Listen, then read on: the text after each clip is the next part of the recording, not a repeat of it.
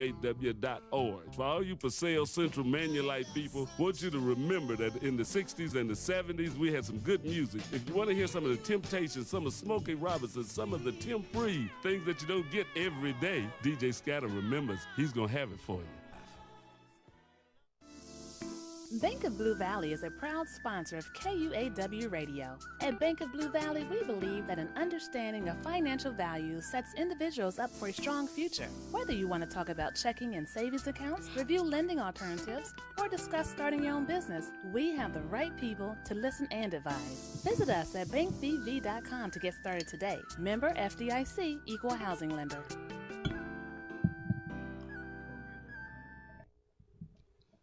You're listening to 98.5. Microphone check. Peace and power, people. This is B. Michael here. You're listening live to Shifting Paradigms on KUAW, Knowledge, Understanding, and Wisdom Radio. We're here at the W.E.B. Du Bois Learning Center, 4510 East Linwood Boulevard. And we have a special show today with a sister by the name of Tyler A. Norman. So I would like to thank her first and foremost for being here on the show with us live. We're going to be talking about some healing paradigmatics as it relates to some of her work that she's been doing for sisters in particular, but, you know, for the community in general. But Shifting Paradigms, we're all a show about stimulating critical thought in order to realistically redefine our narrative and positively reshape our reality through dialogue with self-determination. And so this is what we've been doing for about almost a year now. We're reaching that year time, huh, Baba G? No doubt, no doubt. So we do got Baba G on the soundboard, always holding it down and keeping it up. Thank you again, Baba G. Always acknowledged our station manager here and the visionary behind it, actually, you know, with the Back Family Technology Awareness Association that pretty much sponsors this entire effort, this community effort. So always doing a great job, Baba G, and doing what he does. So today's show, Healing Paradigmatics with Tyler A. Norman, is dedicated to the one and only Tupac Amaru Shakur. We have a quote by Mr. Shakur, may he rest in peace. There was a question asked him, when will the world know peace? And the answer is, when the world falls to pieces. Very deep. And so with that, I'm gonna turn it over to Sister Norman and let her introduce herself, and then, you know, go ahead and expound on that quote, and then we'll just dive into our conversation. Absolutely. So hello everybody, my name is Tyler Norman. Hello everybody, my name is Tyler Norman. I am an author. Most recently, I do a lot of other things. I'm an artist. I love creating anything of any sort. So cooking, painting, drawing, photography, modeling, anything that involves me getting to use my creative energy. And really what I like to do with those things and those abilities and talents is really just spread knowledge, spread awareness, help people understand things by putting them in different word patterns or images and displaying it a certain way, and all things that make us feel good and make us love ourselves even more. So that's what I do. I just wrote a book, Love Starts Here, and so that's what we're going to be talking about a lot today. It's a really powerful creation of mine, just came out May 18th of 2020, so I'm really proud of that. And that quote, originally in the original manuscript, it was in there. But the quote means a lot to me because I feel like it really explains what's going on right now. And so, when will the world know peace? And it's basically asking, when will we finally come together? When will we finally be as one? When will we finally rise up and heal ourselves? And the answer is, you have to fall apart before you can build it back up. You have to break those pieces down, figure out who you are, your trauma, the things that you need to get better at, you need to learn. And there's no way to use those experiences to make ourselves better if we don't face them head on, right. If we don't experience them and fully feel them. Wow. So that's what's coming. I mean, I feel like that's what's happening in 2020. It's the year of the breakdown. All things are being exposed. So many things are happening, and we're looking around like, what have we been living in? Like, right. What have we built up? So it has to fall. It all has to fall for us to build back up. That's powerful. That's powerful. So can you personally relate to any of that in terms of your journey and how you've gotten to your point in your journey right now? Absolutely. So I think that that quote, it goes with more, not only the world, but each of us individually. So for us to be able to know peace within ourselves, we have to fall apart. So for us to be able to rise up and learn from the mistakes that we made, we have to fall apart. That's the same thing with the cycle of everything. For a plant to grow, it has to die, it has to lose its leaves, it has to go back into the ground, and then it can rise up again and all over again in that same cycle. Right. And so that's really what I talk about in the book a lot, actually. Just learning that in order for us to have love in ourselves, for love to start here, we have to get to the root of everything, and sometimes it's not always pretty. Right. So prior to getting to the book, just getting more, and so the audience gets to know who you are, like with your artistic immersion, like what and when did you find out that you had artistic gifts, and how did you tap into that? I really knew when I was little, honestly. I've kind of, when I was small, I would venture off into different things. So like for a little bit, I would like really be into drawing, and then I would really get into painting, and I'd be like, wait, maybe I like making clothes or something, or I like painting on clothes. Or there was a point where I was making jewelry, I was making body butters, cooking. And so about really when I was starting to write the book and figuring out what my purpose was in the world, I started reflecting back on all the things as I did as a child. And I really didn't understand it because I was like, well, I'm doing so many things, I keep jumping back and forth, I don't know what I'm supposed to do specifically, right? Yeah. And then that's when I figured out I'm just supposed to create.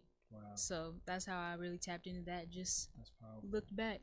So in your journey as an artist, what do you consider some of your most impactful pieces that you've done prior to your book? Like what are some of the things that you felt have left like an indelible impression in the community that you know are part of?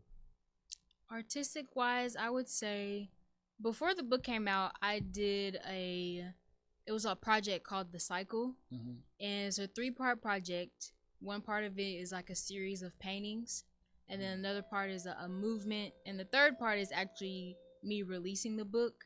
But the paintings in there, not that many people, I don't think that many people saw it yet. It's still out there on my website, but for me, that's the most impactful piece I've done because it's still displayed in my room, and I look at it every day, and I just figure out something new that I've learned from it just by looking at it. There's something new that I realized, oh, that's what I was trying to express in there. Right. So I think that is one of my most powerful pieces. Okay, so who are some of the artists that have inspired you throughout the years? Of course, Tupac, you know, we got that there, but like even visually. So you say you paint and everything. Are there some visual artists? Are there literary artists? Most of my artists, I would say, are music artists. So Janae Aiko is my absolute favorite artist. Would have to be my number one. She inspires me so much. I just feel like she's very raw with her creations. She doesn't care about anybody telling her she's crazy or she's too emotional. She just writes. And I think that's what true art is. It's just being able to fully express yourself. Freely. And then Janae, a new recent one is actually D Smoke. He won the show Rhythm and Flow. Okay, I have heard of it. Okay. And I like his music. I like it a lot, but I like him as a person more. He you could just tell his energy. He's about uplifting his community and helping people understand things that we need to learn, but putting it in a lyrical way for people to just be inspired by it. So he's another one. You know, of course, the great Nipsey Hussle. Rest in peace. That was definitely one of my top favorite artists. I connected with him so much, and I really do love his music, truly. Tupac, of course, you know, we already said him just because the show is dedicated to him. But not only his music, his poetry is very inspiring. I was very inspired by his poetry book. Very much so. A lot of people didn't know that he had that side. Yeah. You know, and that's powerful. That's awesome. That's awesome. So getting into like healing now, and I'm gonna get to the book. We're probably gonna save that for the second half. But you talk about your cooking, and I see some of the stuff that you do on the internet, and so talk about your diet, your transition, because I think that's a part of even art as well, you know, especially some of the dishes I've seen that you have concocted, you know, you have an artistic presentation with them. Yeah. But in getting to that place where you are now dealing with the diet that you do, like what led you to that, and then how have you found that to benefit you? What led me to it, I would say in high school, there was a summer, it was my sophomore year, I believe, and I didn't have anything to do that summer. I just wasn't really involved in anything. So I was like, this summer, I'm going to dedicate this summer just to myself. And so I started working out. I started like getting on Pinterest, looking at different meals, and I just started learning more about taking care of myself. And so that was when I dipped into the whole health thing. I was looking up different stuff. What are chia seeds for? What are flax seeds? What are all these different natural things? And eventually I just started using them all, incorporating them into my diet. And then I took a little bit of a break when I went to college, just because, you know, it's really hard to eat like that when you're eating in a dining hall. Right. So that kind of went downhill, but I think that's a part of my journey, because it symbolizes that, you know, it's always up and down. It's never a straight where we make no mistakes at all. Flows. Absolutely. Yeah. So yeah, college went downhill a little bit, but then I picked it back up my sophomore year in college. I was going through another period where I was like, I need to really do better. I need to take care of myself, and I need to focus on myself. Right. And so I watched the documentary What the Health on Netflix. Of course, usually people who watch that are impacted by it, and I know I definitely was. That night I was like, all right, I'm not eating any more chicken and no more turkey, and I'm cutting out beef, pork, and all red meats. So from then on, I was a vegetarian, and then I slowly, throughout, it was like a 2-year process of me being vegetarian, sometimes eating a little bit of seafood, cutting that out, then cutting dairy out, cutting processed foods out. I've actually started not using the microwave, and just like small steps through the whole journey. It's been my sophomore year in high school. I was 15, so it's been a 6-year journey of me getting to where I am now. So that's why I definitely like to remind people that it's not something that happens overnight. It's not. So what have been the benefits for you in experiencing this transition? So the benefits for me, I feel I'm way more in tune with my body. So I know when something doesn't make me feel good, because I feel like when I was eating everything back in high school, all fast food, a bunch of junk, I wasn't aware that it was lowering my vibration, because that was my vibration. I was used to it. And so when I started eating these things, and then I would go back, I'd be like, wait, that doesn't make me feel the same. And so I definitely feel it in my energy. I always feel lighter, and I have more energy, like I'm more clear-headed when I eat healthy. It's in my aura. I feel it in my energy. I'm clear-headed, like I said. I could just focus on things a little bit more. It shows on the outside. My hair grows so much more. My skin is so much more clearer. So I think it shows in every way. So internally, externally. That's awesome. That is awesome.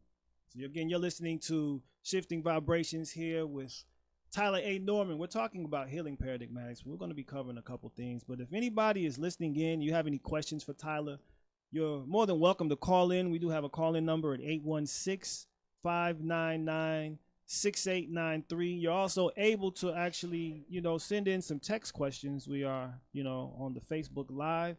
So if you have anything you want to ask or, share with Tyler, please feel free to do so. No doubt. So we're going to go ahead and get into the book, because I think that's, the main reason for you to be here. Your inspiration for writing it. Like, what's the source of your inspiration? Why do you feel like this was something you had to birth, in this particular time? I always say what inspired me was reading another book. It was a book by Jen Sincero. And I don't know if I can say the title or not. You could kind of, I guess, guide it. we refrain from explicatives, right, Baba G? It's called "You Are a Bad." Okay. Finish the sentence. Okay. So that one was very, very inspiring. It showed me. I read it in my sophomore year in college when I was talking about how I started focusing on myself all over again. Right. And so it just kind of made me get up and wake up and realize, okay, what am I doing with my life? What am I doing? Where am I going? What's my purpose? What do I need to do to make me feel like I am what the title says? And so that's really what inspired me. And I felt like after I read that, I was so impacted. I was like, wow, I know I have a story and I know I'm about to go through a journey. How amazing would that be if I could do that for other people? Right. Just like that happened for me. Right. And so, and actually, from that moment, I was like, I'm going to write a book one day. One day. I was thinking it was going to be 5-10 years down the road. I was like thinking, I have so much more to learn. My journey is so long. I'm going to write a book. I put it in the back of my mind, but I was thinking it was something that was way far in the future than it really was. Right. And at that moment, I was also journaling every day. That was a part of my whole self-care routine that I had put together. So I was journaling everything that I was learning, watching documentaries, listening to different people, different experiences. I was a kindergarten teacher for Kansas City Freedom Schools. And so that had a lot of lessons in there, just different life experiences. I was writing everything down in my journals every day. And I started blogging after about maybe a year, 2.5 into journaling. I started blogging because I realized I like to write, and it was a good way for me to express myself. And it was like all these experiences and lessons that I'm soaking in, I have to let them out. So it was really freeing for me to write, and so I started writing blogs. And then those blogs, I was uploading them. They weren't getting that many views, but I was still writing them because it was more for me. And then my friend, my friend Natasha, we've been friends since kindergarten. So she's like, these writings are really powerful. Like, I know someday they're going to turn into something. And I'm thinking like, I don't know about that. I'm getting like 5 views on there. I don't know if people are really reading them. But she's like, nope, just keep going, keep going. And so I was actually working out with my friend Ariane. We're working out in the gym. And I had made a video on my Instagram. An analogy that I had made that was I don't remember exactly what I was saying, but it was an analogy that I made. And she was like, Tyler, you're really good at making people understand things easier. And it just clicked. I was like, I have to write this book. And I already have all the material. Right. And it just clicked for me. And so I went home. I put together all of those blogs. Wow. And they were chapters. Okay. And so I used my journals to kind of fill them in.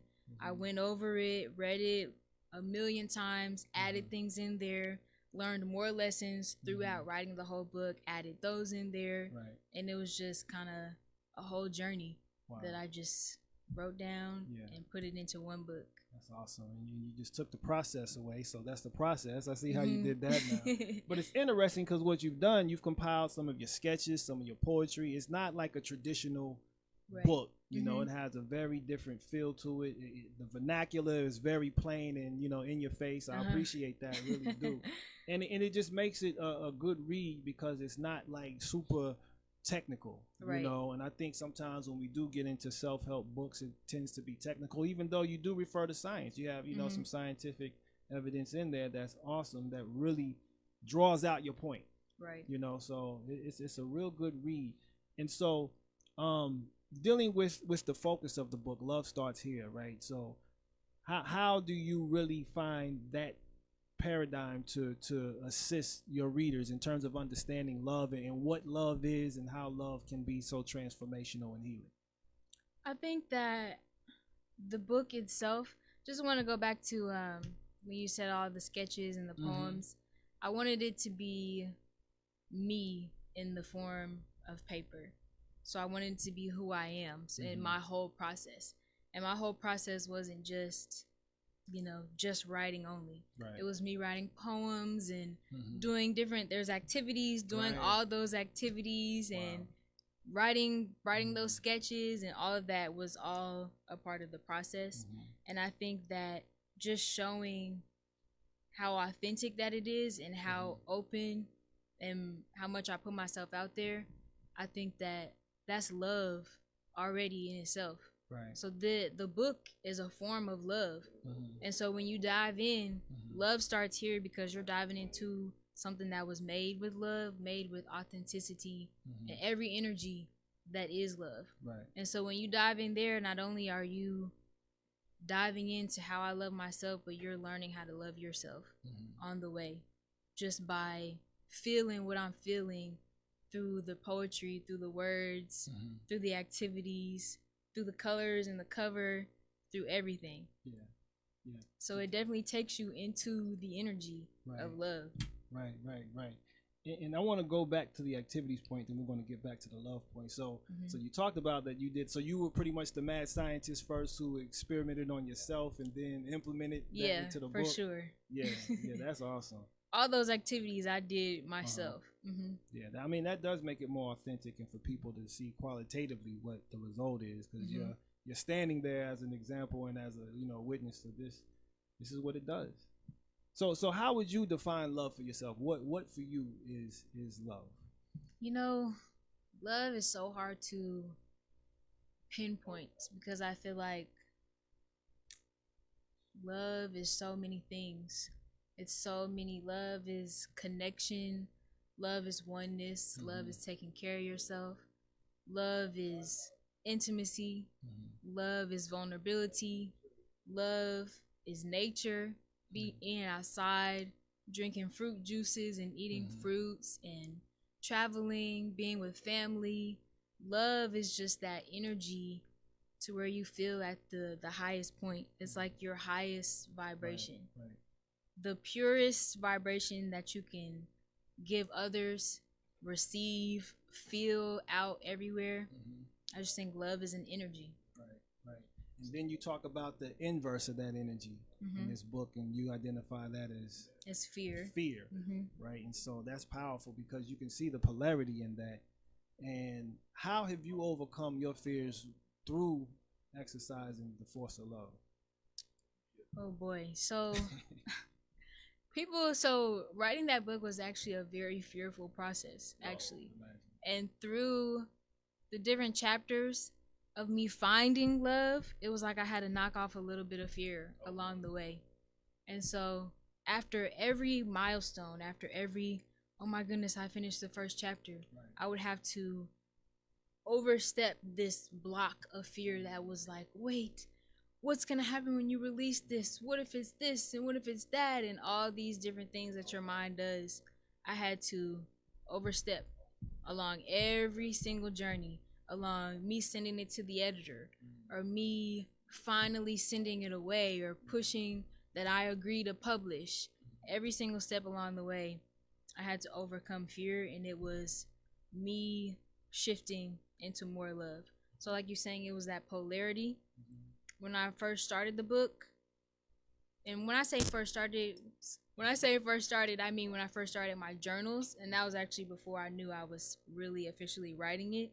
I was in a fear mode. I was in a state of fear, where I was afraid of my own power. I was afraid of a lot of things, a lot of the world. I had a lot of traumas in me that I had not assessed. And those traumas, I talk about in the book, although they may appear as different things, the root of it is all fear. And so, like I said, I was in fear mode. So throughout the book, I'm edging over and over and over into more love as I'm writing it. And I do mention in there that we're not always supposed to be always in a love state of mind. It's impossible in this world that we live in. We're going to be afraid sometimes. And that's why that becomes that balance, the love and fear part. And that's something that you don't get into until towards the end of the book, because I had to learn that myself. Yeah. So that's a powerful principle, because I think sometimes we think that mastery requires us to just be all one particular way, as opposed to understand the balance of it all.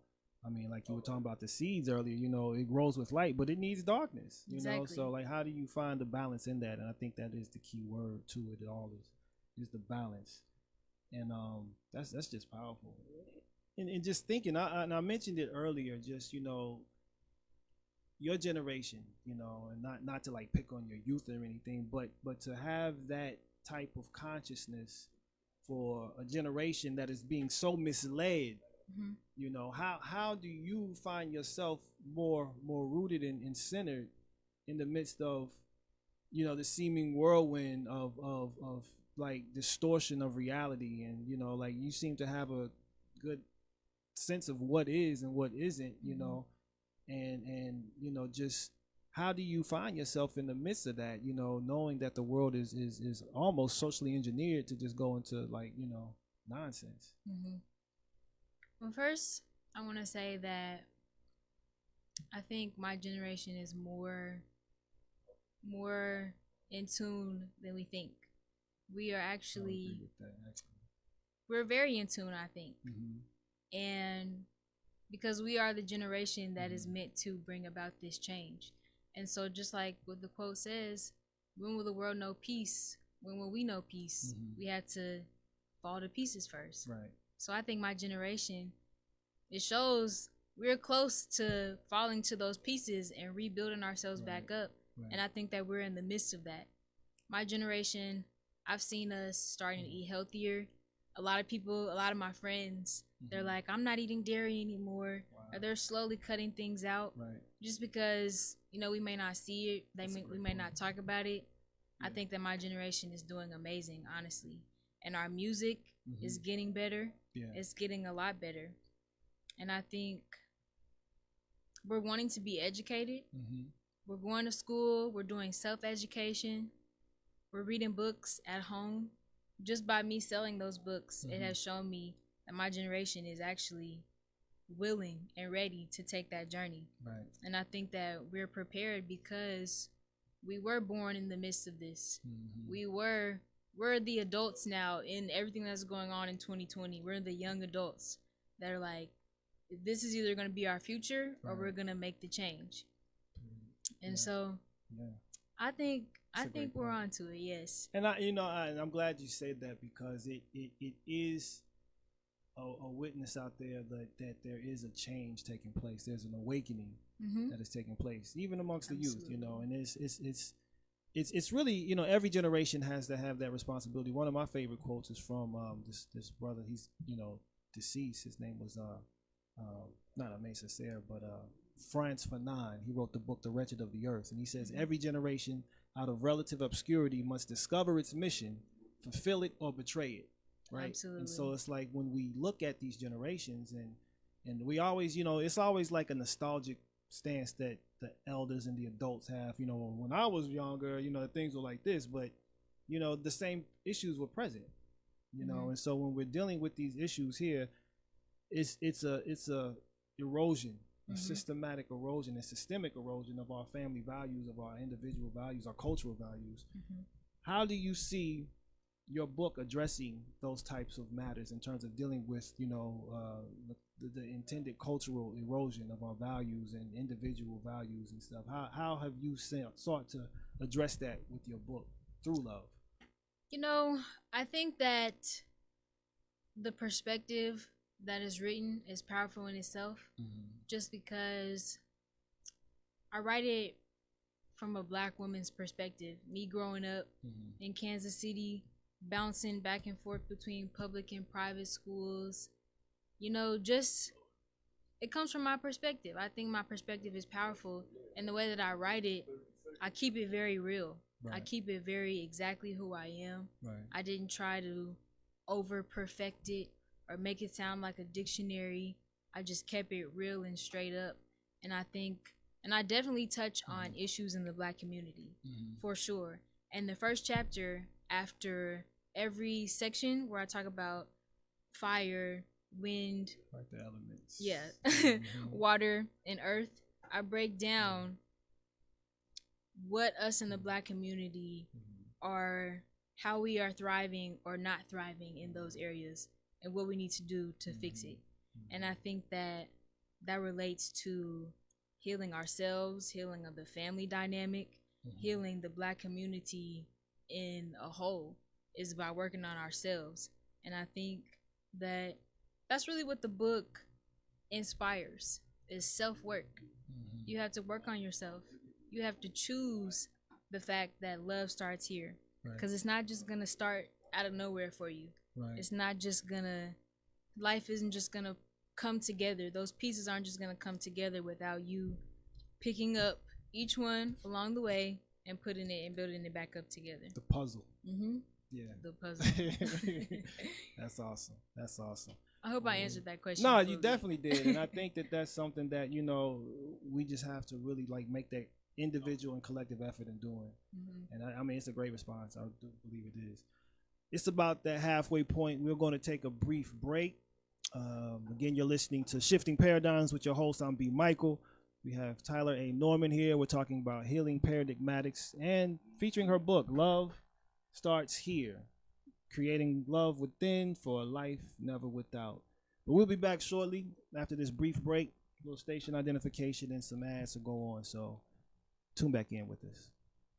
Hey everybody, this is Scatter. You might remember me from way back in the Zodiac days. Be sure and check us out. We're going to be here every day from 2 o'clock to 3 o'clock. It's old school with Scatter. Scatter's back. Check me out on the internet, KUAW.org. For all you Paseo Central Manulite people, want you to remember that in the 60s and the 70s, we had some good music. If you want to hear some of the Temptations, some of Smokey Robinson, some of the Tim Free, things that you don't get every day, DJ Scatter remembers he's going to have it for you. Bank of Blue Valley is a proud sponsor of KUAW Radio. At Bank of Blue Valley, we believe that an understanding of financial value sets individuals up for a strong future. Whether you want to talk about checking and savings accounts, review lending alternatives, or discuss starting your own business, we have the right people to listen and advise. Visit us at bankbv.com to get started today. Member FDIC, Equal Housing Lender.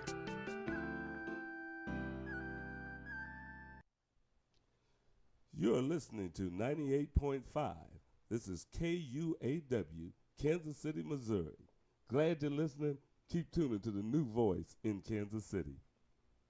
Hi, my name is Felania Johnson, and I'm a freshman at Purcell Academy of Fine and Performing Arts. My name is Mayan Charity, and I'm a 7th grader at Lincoln College Preparatory.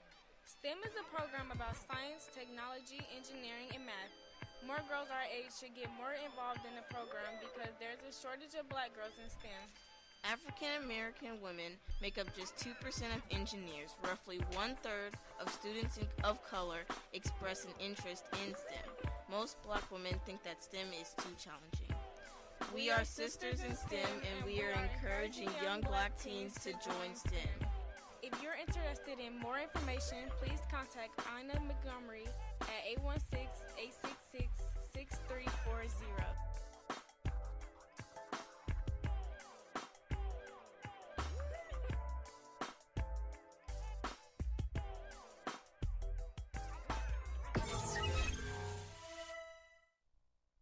Tycon Company, LLC, specializes in a wide range of construction services. And we are which back. includes Shifting Paradigms, B. Michael, Tyler A. Norman, healing paradigmatics. Love starts here, creating love within for a life never without. So we were just talking about just the community and stuff for a little bit, and covered a lot of ground actually. And so I wanted to bring up something before we get into the other topic that we just brought up, and that puzzle piece. Because we were kind of talking about how we got to do the work necessary, and you use that analogy in terms of, you know, making sure our life is holistic in its approach. Do you want to expound on that, and how did you come across that analogy in terms of, you know, using that, and then just talk about the application of it in our everyday life? So the puzzle piece analogy, it kind of randomly just popped in my head. I was thinking, it was after the finding your purpose, and during the phase of me trying to find my purpose, I realized that it wasn't just one thing. They were puzzle pieces. And I had to find a new part of myself as the journey went along to be able to figure out my purpose and put together my life's puzzle, put together who am I supposed to be? What am I supposed to do? Who am I? What are the things that I need to heal? And I think that the puzzle piece analogy is that it makes one big picture. It makes us the picture. It makes our full essence. But who we are is not just one thing. We are a million different things. And that goes down to if we want to talk about the cells that make up our body, that's a puzzle piece. It makes us, but it's just condensed. Right. So we don't see the singularity of everything. And we want to talk about our thoughts. Our thoughts are puzzle pieces. So many other things that make this big picture. Our businesses are puzzle pieces. Anything that functions as a whole, like we were talking about holistically, has puzzle pieces. And we have to find each of those. We have to put it together. Right. And I can so relate to that because I'm in a place right now where I'm just trying to assess everything and like find the real purpose of everything. And it's like trying to prioritize that. Like what pieces, okay, that goes there. And it's just, you know, balancing all that is deep. It's real deep. So, excuse me. Yes, sir. We have a question for Tyler. Okay, awesome. It says, this is from Uriel Merriweather. Says, what is the best way to bring yourself back to a place of balance and peace during times of chaos in life? Well, the best way I would say is first to realize that it's okay to be where you're at. It's okay to feel like everything is going crazy. I'm out of balance. I'm out of whack. I'm not doing my routine. I'm not taking care of myself like how I'm supposed to. Because back to what we were talking about before, everything is balance. And sometimes we're going to be in that fear mode. Especially with 2020, I feel like we need to have a lot more patience with ourselves and realize that if we're not on track with everything right now, that is perfectly okay because look at what we're in. Right. Look at what we're surviving right now. Yeah. And so first give yourself credit for that. But then when you finally give yourself credit, you give yourself compassion. You give yourself permission to be better, but not perfect, but not the pressure to have to do everything right. And so once you realize that and getting that compassion for yourself, really coming back to yourself, I say meditation. That's what I do. When I need to come back to myself, you just sit there, close your eyes, and think of nothing. Breathe. Just relax, breathe. Come back. You will come back to yourself. You might sit there for 10 minutes, 20, an hour, but you will come back to yourself. And everything will slow down. Right. And you'll realize that you're here in this moment right here and nothing else really matters. And that's what I do, to just take a breath and kind of rework myself, figure out, okay, when I come out of this, what are the steps that I need to take to get back on track? So that's how I would answer that one. I like how you said, you know, allow yourself that, you know, understand that you're not perfect, but you can strive for it, but understand that it's a process, right? So that's deep. I think she's been here a couple times, man. She's been around here a couple times. That's awesome.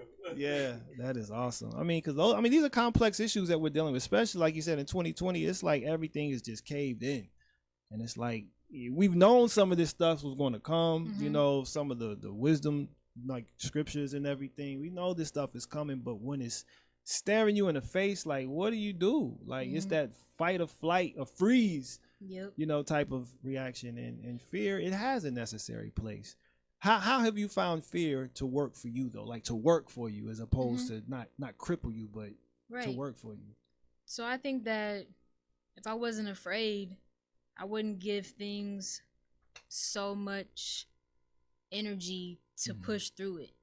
So if I wasn't afraid, let's see, if I wanted to jump off of a cliff and it was safe into some water just to feel free. If I wasn't afraid, I wouldn't give it so much excitement and energy and power, and it wouldn't be such a big thing for me to transform and awaken through and push through this whole gate. If I wasn't afraid, it wouldn't be a big deal. And so I think that goes with everything. If we're not afraid, how do we learn to not be afraid? How would you characterize your 2020 in light of, you know, all the events that have taken place, you know, from Kobe Bryant to Nipsey and just everything that's just unfolded? Like how would you capture your 2020 in its description? No, 2020 was definitely surprising, to say the least.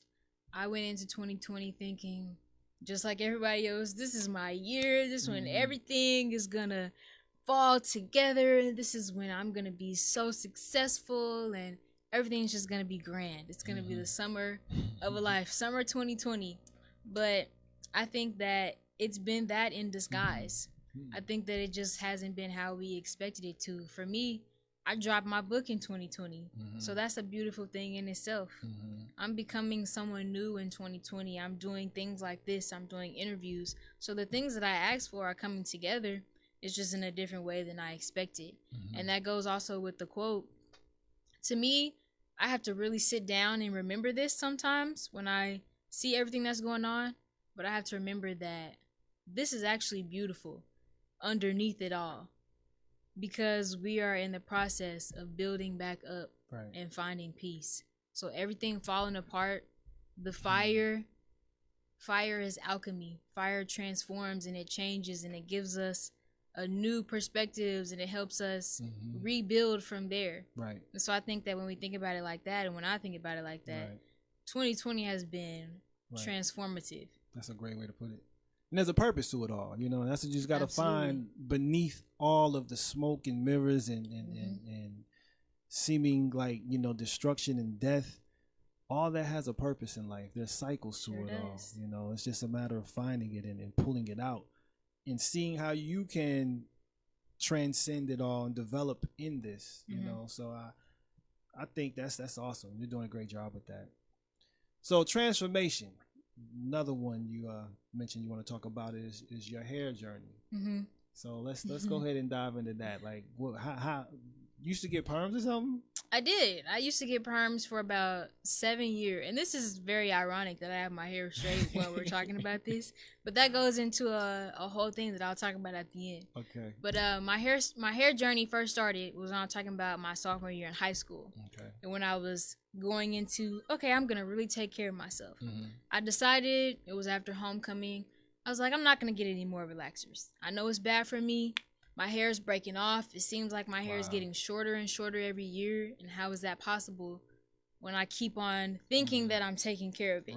I keep getting my perms and I'm making it look nice. Why is it not looking nice? It's falling apart. It's depreciating every year. And so I figured that out. I recognized that pattern and decided to cut that off. And through that process, I grew my hair out, but I kept it in buns a lot because I didn't want to let go of the ends quite yet. And so I veered into natural products, all the brands out there, the Shea Moisture, the Carol's Daughter, all the stuff that we hear and talk about. And I ventured into that, started learning more and more and more. Fast forward all the way to college, I'm doing the same thing. I eventually had cut all those ends off and had a whole new head of hair. And then I bleached my hair in college. I talk about that in the book, how that was just another phase for me. And I realized, well, I guess I'm going to have to start over again. And so didn't cut it all off, but still had to trim a lot of ends. And basically I've been going through that process for about 6 years, trimming, realizing, okay, my hair doesn't like this. My hair doesn't like this. Right now where I'm at, I ventured into, I don't use products anymore. I just use things that I have at home. So I use shea butter, mango butter, castor oil, essential oils, avocado, banana, olive oil, stuff like that. And I make flaxseed gel, homemade, and use rose water and everything. And I take care of my hair that way. It has grown a lot. And a lot of it is juices and berries. So it's been a long process. But what the point I wanted to make about me having my hair straight today is that I only straighten my hair maybe once a year or less than that. But it reminds me that I can if I want to. You know, my hair is already natural. I take care of my hair. I nourish my hair in every single way. I talk to my hair. I take care of it. When I'm brushing it, I brush it calmly and peacefully, and I'm thinking thoughts. I love my hair. I love my hair. And so energy. Me straightening it one time or wearing it straight for 2 weeks, it doesn't change anything because that goes back into the balance. I don't have to be perfect. My hair doesn't have to be perfect. I don't have to never use anything toxic on it ever again. It's just about making that effort to take care of it, but knowing that, you know, it doesn't have to be, I can straighten my hair, you know? I can see how long it is if I want to. Right. And that's not going to harm anything. So do you feel like what India.Arie said, you're not your hair, but at the same time, you know, the importance of just taking care of your hair is significant? Absolutely. I would definitely agree with that. Yeah. It doesn't define us, but it is an extension of who we are. Yeah. So. And for women, it's like, you know, it's your glory. It's your crown and glory, you know, and have that head of hair that's just silky smooth. What do you think about sisters who actually are seeking to just appeal to that standard of beauty? You know, straight hair, lace fronts, you know. Do you think, because some people look at that as a form of self-hate, you know, if they're using those products, you know, why do you not want to have your natural hair? Do you think that that's something that's in need of healing? Do you think that there's a rejection of who they are? Like, what's your perspective of that? I think that it kind of just depends, because when I think of that question, I look back to who I was when I was straightening my hair, and I don't think people realize how deep the conditioning is, how deep Black women are conditioned to feel like our hair has to be straight to be beautiful. Because who has ever sent, I mean, we're starting to do it now more, and I will give everyone credit for that, but back when I was in elementary school and even up until high school, there wasn't all these products to wear your hair curly. Right. There was only products to straighten your hair, to pull it back, to make it look straight and shiny, and where you were good enough to go out. And so that conditioning is deep because nobody ever taught us to love our hair. And so how can we look at other people and think, why don't you love your hair? Is who taught you? Who taught them how to? Right. Who taught us how to? And I think that some women just haven't gone through that journey yet of learning to, and it's different for everybody because some hairstyles, some hair types are more accepted even now that we're all about the natural and everything. Some people still like certain curls, and only these curls look nice, or this looks nice. And actually on my website, I talk about that in my natural hair journey. I had to realize that it's not even about what it looks like. It's not about how perfect and put together your hair is. It's about your hair being free to be the true essence that it is. And letting your hair be free like that, that's what opens up your crown and lets you be free. But also, I do want to mention that, like I said, it depends, because I think that you can be that and you can feel that, but you can still throw on a wig one day because you want to switch it up. You can still straighten your hair one day because I have hair that I want to straighten and I want to see what it looks like. You know? So it just comes to that balance of knowing who you are, who your hair is, and loving it, but you know, knowing you can switch it up. And diversity, that is, you know, something there. Do you think that a lot of sisters think that men prefer like straight hair and maybe seek to appeal more to that for that sense of attraction, or do you think it's more personal? Like, and it's probably, I know it's case by case, but like just in some of the individuals you've come across, like what has been your experience with that? I think it's more of a personal thing, because to me, if you were to ask me what I thought men liked more, I would say natural hair, just because I don't know. I've been friends with a lot of males in my life. I have a lot of male best friends, and I know deep down they like the straight hair because that's what's out there. But the natural hair is just as great. You know, I don't think they're really looking that hard. But that's you know, I'm not. No, that's, I mean, I'm not a man, so no doubt. That's just what I see. But I think it's more. Maybe there has a little bit something to do with that, just because that is what's put out there. The image. Yeah. Since that is out there, and that's what, you know, all these rappers' girlfriends look like, and that's what the people that they praise and they like. That's what they look like. But they just like that because that's what's there, and it's there because that's what is presented. Exactly. That's what's presented. And then that just goes back into the conditioning. The conditioning of how we were taught that we're supposed to look like, to be presentable. And I can definitely identify with that. You know, I grew up in the suburbs from like what, 4th grade on, and I had a lot of identity issues, you know, just really who am I? You know, what is my hair like this for? I never got a kid or no S curl or nothing, but like it was like we wanted to just have our hair blow in the wind or something, you know, like, wow, that's cool, you know. I had people ask me, like, if you jump on a roof and there's Velcro up there, would you stick? Like, this is a question I actually got in elementary school, and I just like want to smack the kid in the mouth. But that's a different story. So let's talk about some upcoming projects, because we've covered a lot of ground and we're nearing this hour.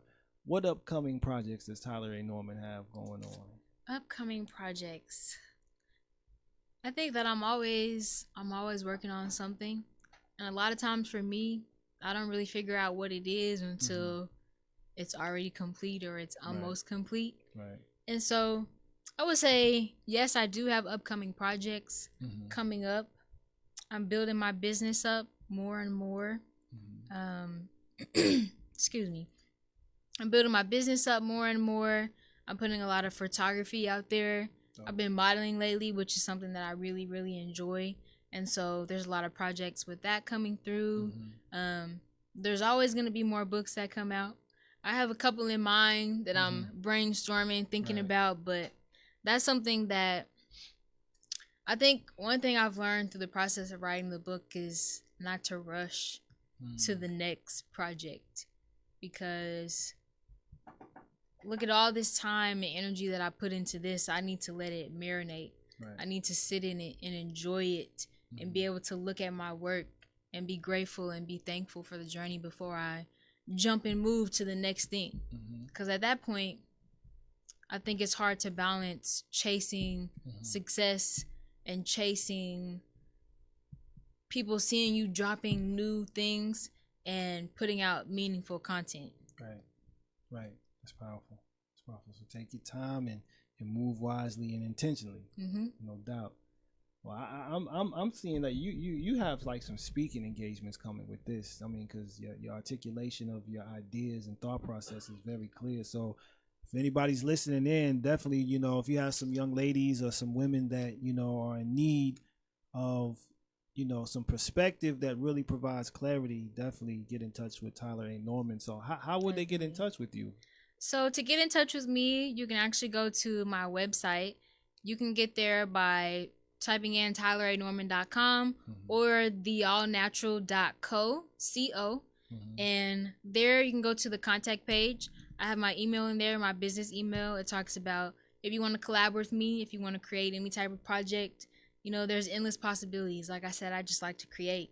So whether we want to do a speaking event or do some sort of event in Kansas City or anywhere, anything creative that is about making change and inspiring people through art and inspiring holistic health in any type of way.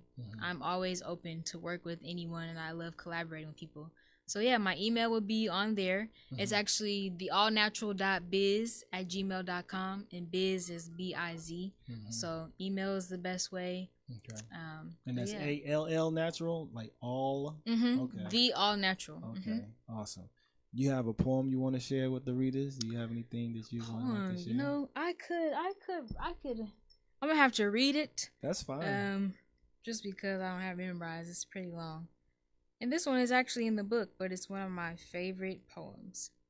So let me bring this one up. So this is a poem live on there by Tyler A. Norman from her book, Love Starts Here, Creating Love Within for a Life Never Without.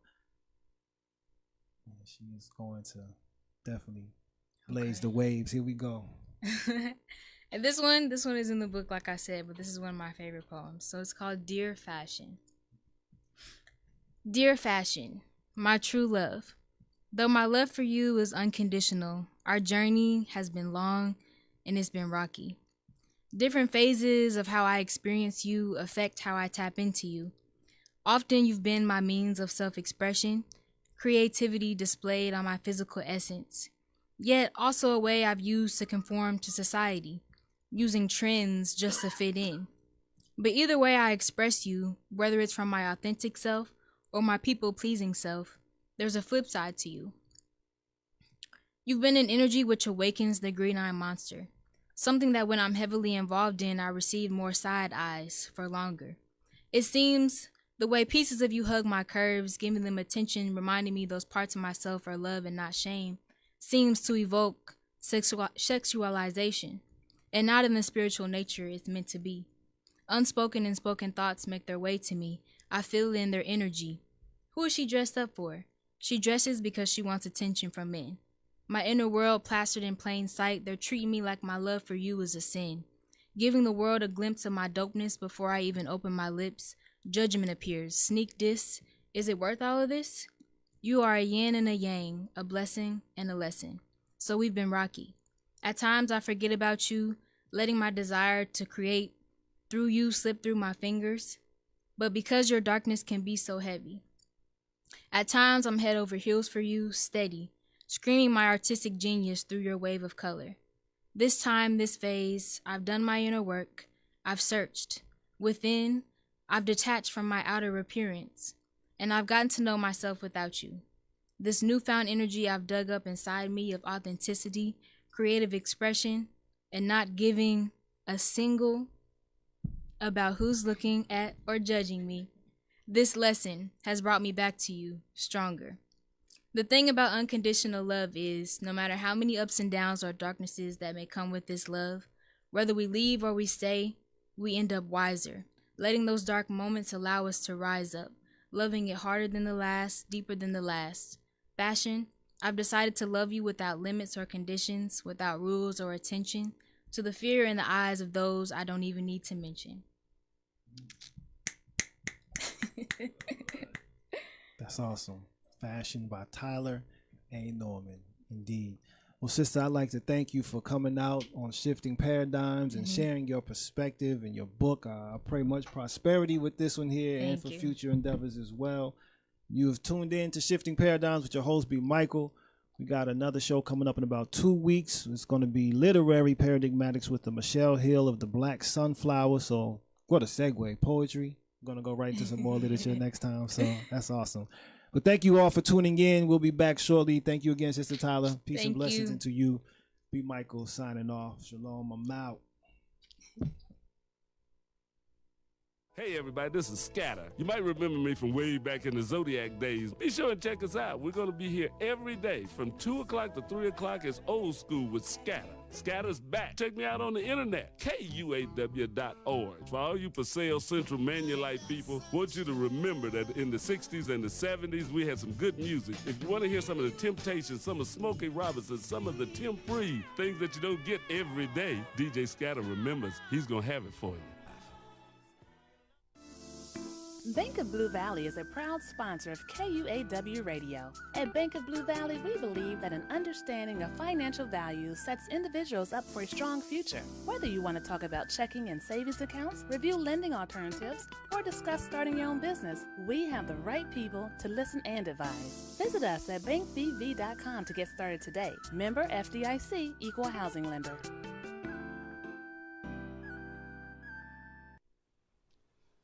You're listening to 98.5. This is KUAW, Kansas City, Missouri. Glad you're listening. Keep tuning to the new voice in Kansas City. Hi, my name is Felania Johnson, and I'm a freshman at Purcell Academy of Fine and Performing Arts. My name is Mayan Charity, and I'm a 7th grader at Lincoln College Preparatory. STEM is a program about science, technology, engineering, and math. More girls our age should get more involved in the program because there's a shortage of black girls in STEM. African American women make up just 2% of engineers. Roughly 1/3 of students of color express an interest in STEM. Most black women think that STEM is too challenging. We are sisters in STEM, and we are encouraging young black teens to join STEM. If you're interested in more information, please contact Ina Montgomery at 816-866-6340.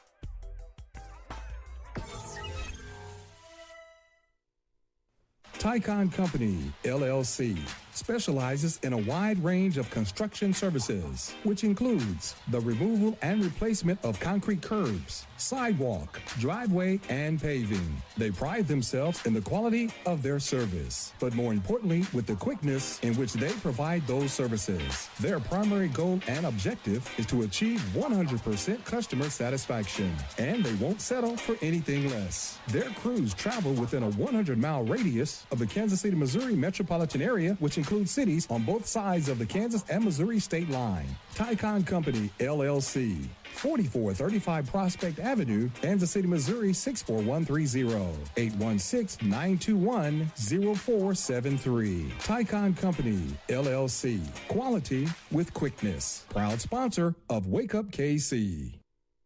This is Quentin Lucas, speaking on behalf of KUAW, Knowledge, Understanding, and Wisdom. Make sure that you gain that knowledge listening to this station and following us on Facebook Live.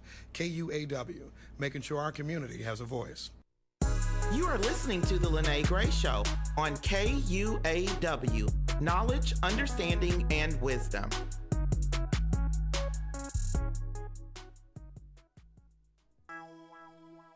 This is your host, Kay Brooklyn, and our wonderful co-host, Dre B. This is the Love Project Radio Show, where it's all love, all the time. We definitely want you to tune in to the Love Project Radio Show every first and third Sunday of the month. And also the show starts at 4 p.m. So please tune in. We discuss different topics from relationships to things that are going on in the world. Again, the Love Project Radio Show at 4 p.m. on every first and third Sunday. We'll make you laugh, we'll make you cry, and most importantly, we'll make you love. What's happening, everybody? Jazz trumpeter Tom Jamaica Funk Brown wishing all of my KUAW fans season's greetings and the warmest Merry Christmas and Happy New Year.